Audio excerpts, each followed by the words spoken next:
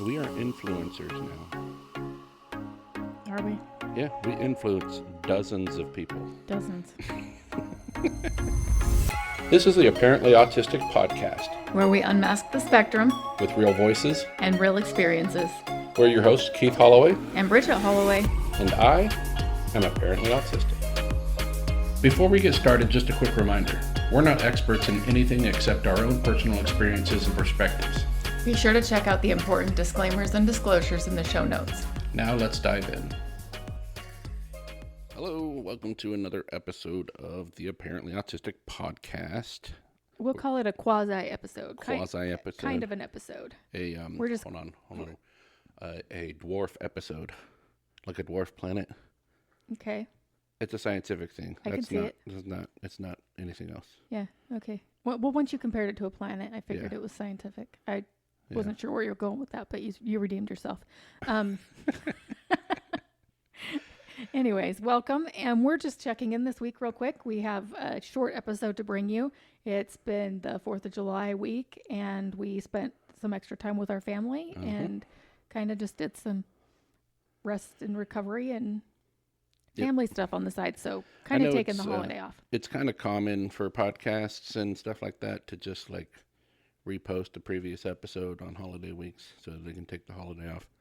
But this is like only our 13th episode. Yeah. So we're just doing a quick check-in and then we will be... Is this 13? Oh. That's our lucky 13 episode. Okay. Next week has to be official 13. And we have to do something special for that. So this is 12.5. Anybody who doesn't know, 13 is our lucky number. We met on Friday the 13th. Yes. So that's just a quick recap, but we'll go more into that next week. Yes. So welcome to episode 12.5. 12.5. I like it. Our 4th of July episode. Yeah, we just wanted to check in real quick and bring you a little tidbit of a morsel of. We wanted to do a little something. And because we didn't want to just be like, hey, here we are, see ya. So I came up with this idea to talk about like tech ideas that can help neurodivergent people. And a couple recent tech things that he's found that have been either helpful or things that he thought might be helpful have been helpful in his life. So we just kind of wanted to touch on, what are there two? Yeah, we're just going to talk about two of them. And the first one is ChatGPT. Yep. Started using that when we started working on the podcast and stuff. Yeah.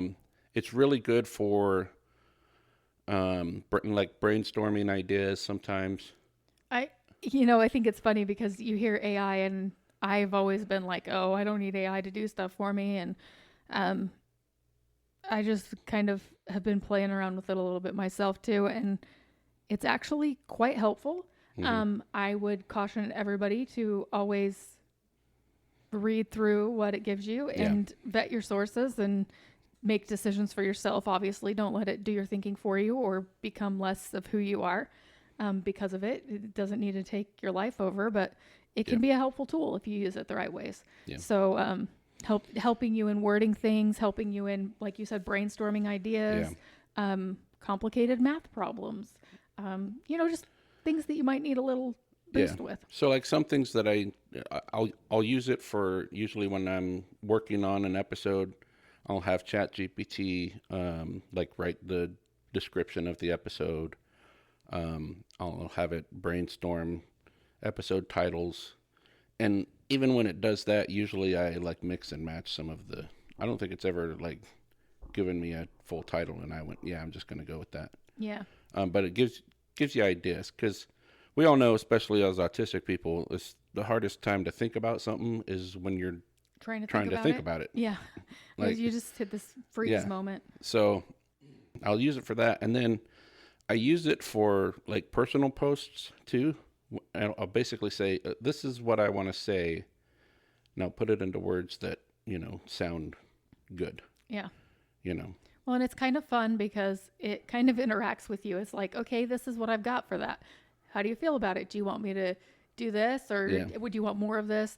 I was doing kind of like a scenario-based question with it yesterday about pay raises and what the time payoff is for certain things. And it said, do you want me to make a chart? And I said, sure, let's make a chart. Let's see what that looks like. So it just kind of gives you ideas that maybe you wouldn't have thought of on your own. And useful tool, but obviously to be used as a tool, not a replacement for anything. Yeah, exactly. And some of the things that I think, a lot of people have issues with AI, particularly when people use it to like create art or something like that.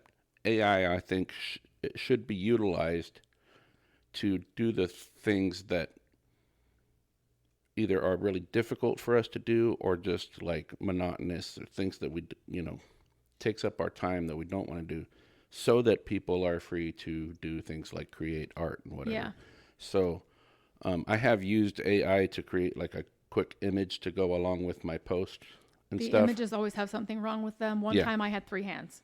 So you got to proceed with caution on that. If you ask it to make an image that has too much text in it, it's going to misspell things. It's weird. I don't understand it, but that's fine. Like, we can create our own stuff, but it's good for ideas regardless. And one thing that I have been using it for lately on my personal posts is having it imagine what a historical figure would have to say about modern day issues. And so that's kind of interesting uses too. Their cadence and the words that they would have said to phrase what you want them to say. Like I said, it's all tools. And the other thing that I've used it for lately is like analyzing our stats for our podcast, like what kind of money we should be spending on ads in order to basically break even. Yeah. Like to cover our costs of the podcast. Nope, that's not right. To cover our costs of the podcast. That's pretty good. But yeah, that's so that's a fun tool. Yeah. Something you can play around with and use. There's like a free version of it, and then there's like a paid version. I actually have the monthly paid version. I've been using the free one, so you can also ask it things like, this is a scenario that came up. How would you approach this? And then you can read through suggestions of how it would approach it and be like, yeah, but I feel differently about this. Yeah. How should I approach it? Or do you have suggestions of what I should say? And it'll give you suggestions and you can choose whether or not to use them. Right. But it kind of... You can have it adjust its tone. You can have it... I just like it for things like that too. Yeah. Sometimes it can help you talk through a complex problem in your own brain that you just don't really care to voice out loud, and you just kind of want to work through it. Yeah. So. Like, I think it's best for neurodivergent people for when we just have difficulty just like thinking through something, or like, because trying to think through problems can be overwhelming for us because we just see the whole problem and it's like, where do we start? Yeah. And that's a good thing to use ChatGPT for. Yep. That's also a good segue to the other tech I'm actually thing. Pretty excited about this one because it seems like a really good tool, and we'll get into it. But I think it would have been an awesome tool for our teens. So I don't know if it's an app or a web. I think it's a website, but you can like create a link to it on your homepage. But it's called Goblin Tools, and you actually just type in goblin.tools, and it'll go to there. And they actually have a lot of different tools in there. The one that I've used the most so far is the Magic to-do list. So you can literally just type in anything that you need done and then hit basically the plus sign, and it's just go. And I'll try to put like a screenshot of it up there on the YouTube video of this. But you type in a task that you need to complete, and it will break it down into steps. And each step, even if you say look at a step and go, okay, that's still too much. How can I break that? You can hit the little magic to break it down next further, to it, and it'll break that step down further. Okay, is there one that you can use? There's as an example. I actually put in. There's a couple that I have in here. This is a good one that neurodivergent people or parents of neurodivergent teens can use. I typed in clean up clutter around the house.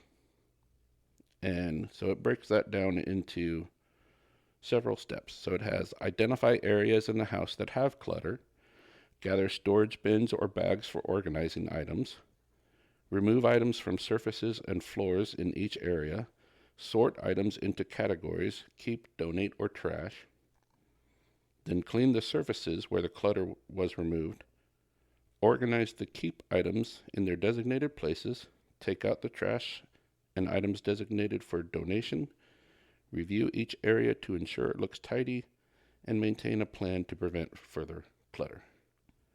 Yeah. And that's all And just that's from that. like a huge project, but it just kind of gives you an idea of how it will break something down for you. Gives you kind of steps to make it the more bite-sized pieces. Instead of looking at the whole picture going, oh, I'm overwhelmed by this. What's the first thing I can do? And you can set different levels. It's called spiciness levels. Basically, how much breaking down do you need? And it goes from 1 pepper to 5 peppers. 5 is more broken down. So that was at 3 peppers.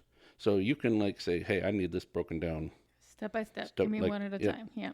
And again, let's say gather storage bins or bags for organizing. Let's say you're like, wait a minute, like give me more on that. I can click on this. It thinks for a little bit, and then boom. Assess the areas where clutter is present. Identify the types of items that need organizing. Select appropriate storage bins or bags based on size and type. Gather the chosen storage containers and prepare the containers by labeling or organizing inside if necessary. Yeah. So yeah, it's just cool. Okay, so it will break down tasks for you. Are there other things that it does? yeah. So other tools that they have, Formalizer. This is really good. You can just type out chaotic thoughts that you have, and it will like organize them into either classy ones or I don't know. It's not a tool I've used a lot, so I don't know a lot about that Yeah, one. we'll have to play around with that one. Yeah. It's got judge. This is a good one. Am I misreading the tone of this? You can copy and paste someone's text or message, comment, and basically ask it to judge the tone of it. Yeah. So that's an interesting one. Wait, Professor. that's kind of funny because that's almost backwards from what I have to do with you. Like I have to take the emotion out of it and listen to what you're saying. That's kind of a neurodivergent person saying, what does a neurotypical person mean by this? Put some context in it for me. Yeah. So that's interesting. This one's good. The professor. Give me the crash course. You can type anything in there and it'll like give you a crash course explanation of it. Well, that's cool. Which is kind of, There's consultant. What are the pros and cons? So you type something in there and it'll list pros and cons of whatever your idea is. Okay. So if you're trying to make a decision, maybe it will help you go, okay, what's good about this and what's bad to help you make your decision or whatever the case may be. That's cool. And it's got estimator. Just tell me how long this is probably going to take. So you just type in whatever activity you want to do, and it will estimate approximately how long that will take. Okay. It's pretty interesting. Yeah. I've used ChatGPT for that before, but I might be interested in using this too. Compiler. Compile my brain dump into a list of tasks. So it's kind of like the to-do list, but it's like you just throw a bunch of things that you need to get done, and it'll compile it into a list. So question for you, because I haven't looked at this. Is there a like voice to text? Like, could you? Yes, you like, can you do can voice. do voice on that and just kind of throw your thoughts out there instead of having to type them all out. Yeah, especially when you're talking about a brain dump. Yeah. Yeah. Okay. Yeah, there is Cool. the little mic button here that you can use to talk into it. And I'm pretty sure that's on all of these. Yep, they all have. I like that. You just talk. Because sometimes it's hard to type it all out. Like that even seems overwhelming. This is a good one that I think is especially good when we're reaching the end of the week and we need to go grocery shopping, but we don't want to go grocery shopping, but we also don't want to spend money. This is called the chef. And you put in ingredients that you have, and it will give you a recipe that you can make with those ingredients. Nice.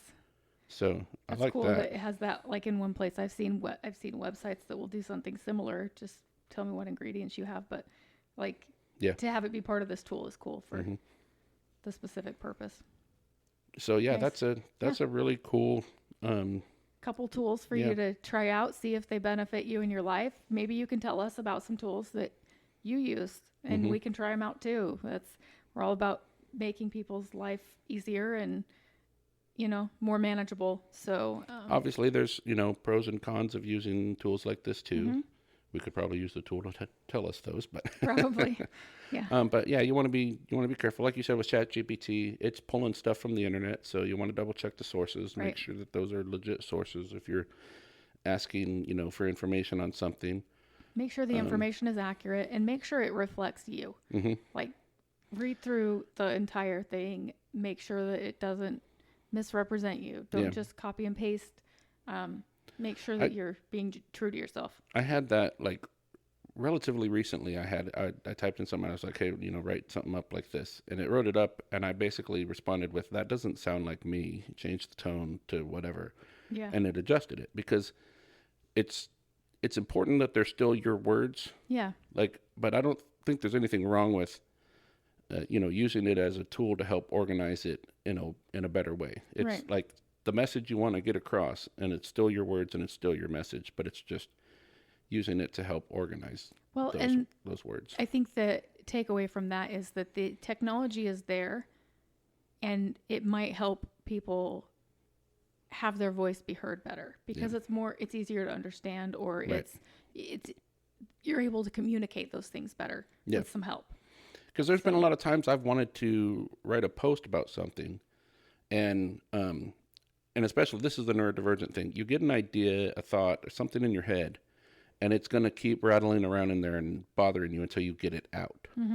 I've said that about music. I've said that about a lot of things. Yeah. And being able to put it into ChatGPT and say, hey, this is a thought or a post that I have, and having it put it into words, like it helps you get it out. Right. And sometimes, I don't have a lot of friends on Facebook because I kind of started a new Facebook page to mostly interact with just friends and family.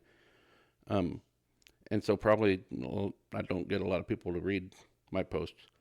But for me, it's about getting it out of my head and just getting it out there. Yeah. So whether I have 2 people read my post or 30 people read my post or 1,000, I don't care. I just am getting it out of my head. Yeah. And putting it out there. And so, yeah, that's really helpful to be able to put that into the words that satisfy that like brain itch to get it out. Yeah. So. Yeah, and sometimes as it's putting the thoughts together, it will give more complete reasons behind the thoughts, and you can say if it matches or not, but sometimes it makes you go, oh yeah, that is part of why I feel that way. Yeah. It helps you even process what those feelings or thoughts are. Yep. So yeah, use those as tools as you see fit, or don't. That's fine too. Yep. Just some suggestions we had. We wanted to throw a couple things out there to keep you guys engaged, and so we can be back with you next week. With the full episode 13. 13, lucky 13. And yeah, well, that will be next Wednesday. And Yep. Hopefully everybody did have a good 4th of July. Happy and safe. However you celebrate. Those who are listening from not in the United States, we still hope you had a good weekend. We still hope you had a great 4th of July. Yeah. Because it's really just a date. It's like one of those, does such and such a country have 4th of July? Well, I'm pretty sure. Yeah. Yeah. We all do. We just don't all do it the same way. Yeah. So no, we do hope you all had a good weekend and a nice, relaxing week. Yep. So like, subscribe, share, whatever you do, wherever you watch or listen to us, just go ahead and share it with people. Leave us some comments too. Yep. Comments, reviews, any of that helps us keep things going. But we will be back with you next week. And until then, we hope you have a great week. Yep. See you. This podcast is for informational and educational purposes only and does not constitute medical advice. Please consult a qualified healthcare provider for diagnosis or treatment of autism or related condition.